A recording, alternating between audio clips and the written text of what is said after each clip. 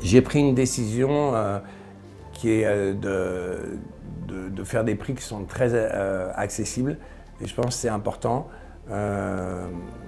à une période où c'est difficile pour les gens. Donc moi, je ne fais pas du tout de politique, mais par contre, à ma manière, en fait, déjà, j'essaye de donner un peu de bonheur aux gens et qu'ils oublient un peu tous leurs problèmes quand je fais un show.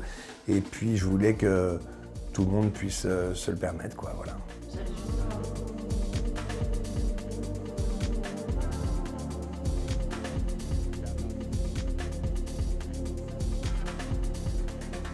J'ai pas pu faire les JO, évidemment ça m'a attristé sur le moment, là je suis passé à autre chose, mais j'organise ma propre fête qui sera grandiose, elle aussi, et au Stade de France, donc c'est quand même pour moi vraiment le truc ultime dans la performance en termes de lieu. Et puis un show comme ça, c'est un concert, quoi, donc il y a une énorme production.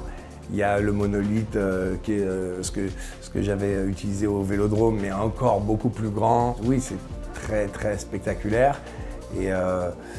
Mais après, moi, ce qui compte le plus, c'est vraiment l'interaction avec les gens, un moment de positivité où on oublie tout. L'intelligence artificielle ne fait que reproduire les choses qui ont eu le plus de succès. Donc c'est de l'analyse pure et simple, quels sont les titres qui ont vendu le plus, quel est le type d'accords, de progression d'accords qui ont été utilisés, quels sont le type de mélodies, etc.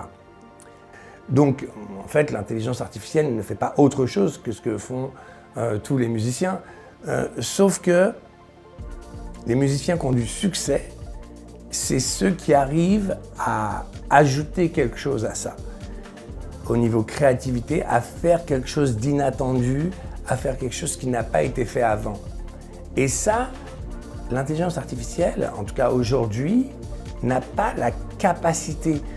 C'est-à-dire que ce n'est pas une réelle intelligence, c'est une somme gigantesque de connaissances. Donc, c'est pour cette raison que je ne suis pas du tout inquiet. Pour moi, ça va être un outil supplémentaire pour la création.